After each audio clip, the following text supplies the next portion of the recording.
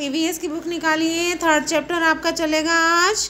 We are a bit different, हम कुछ अलग हैं।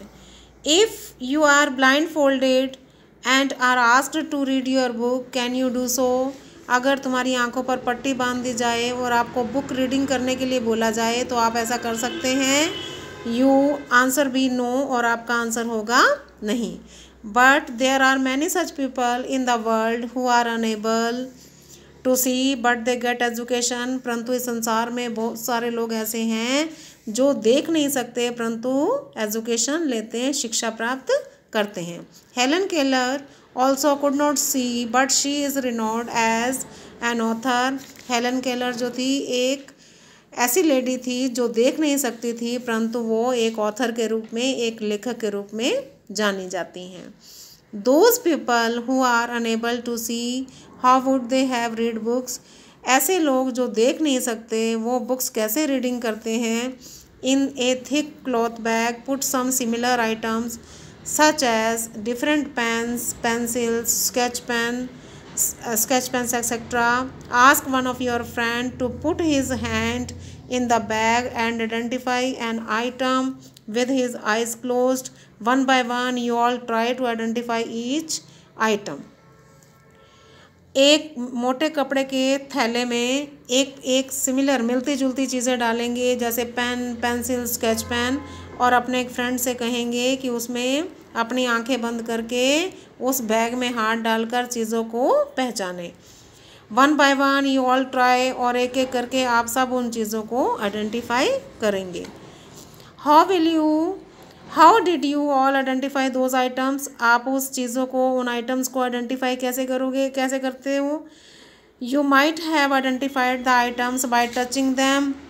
Those of our companions who are unable to see identify alphabets by touching them with the help of a particular system. This system is called Braille system or Braille language.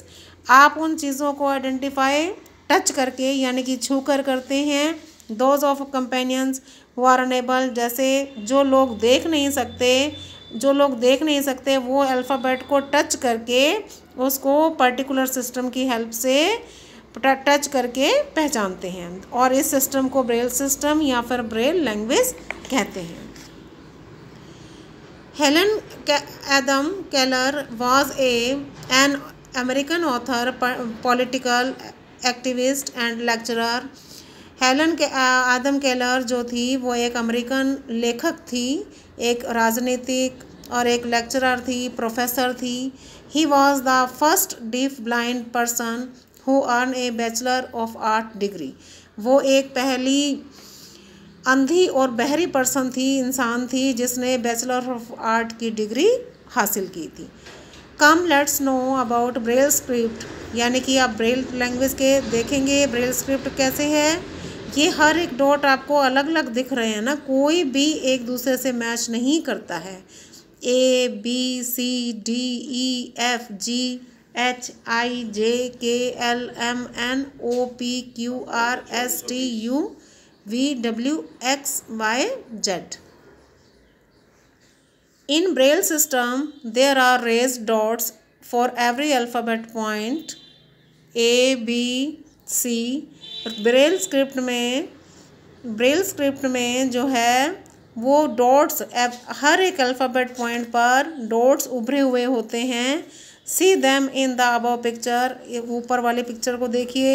In this system, symbols of all alphabets are prepared by 6 raised dots.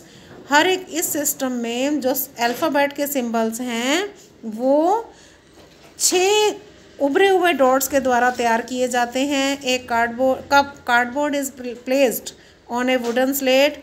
एक लकड़ी की slate पर इस cardboard को रखा जाता है। On it a specially designed scale on which a group of 6 dots is given in a sequence is used.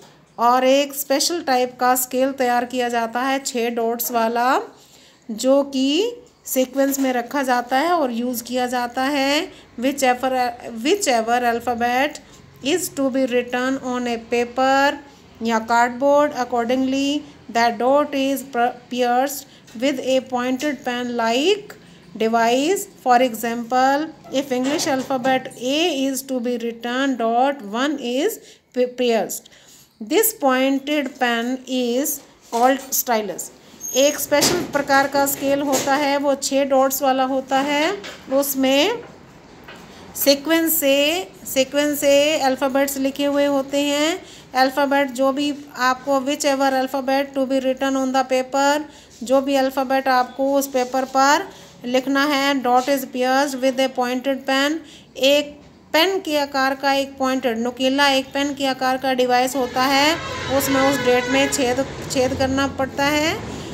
For example, if English alphabet is to be written, अगर एग्जाम्पल के लिए अगर आपको अल्फ़ाबेट ए लिखना है तो dot 1 is pierced, तो dot 1 जो है आपको उसमें छेद करना पड़ेगा. This pointed pen is called stylus. इस पॉइंटेड पेन को स्टाइलस कहते हैं. तो बेटा आप हमने इतना चैप्टर रीडिंग किया है, अब आप घर पे रीडिंग करेंगे इसको. हम आगे नेक्स्ट पैराग्राफ पढ़ेंगे. ओके.